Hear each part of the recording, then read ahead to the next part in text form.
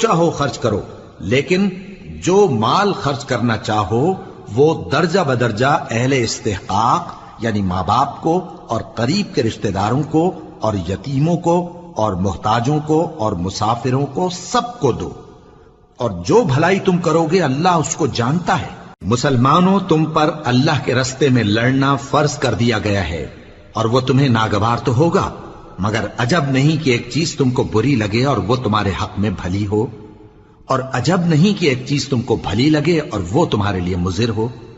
اور ان باتوں کو اللہ ہی بہتر جانتا ہے اور تم نہیں جانتے۔ اے پیغمبر، لوگ تم سے عزت والے مہینوں میں لڑائی کرنے کے بارے میں دریافت کرتے ہیں،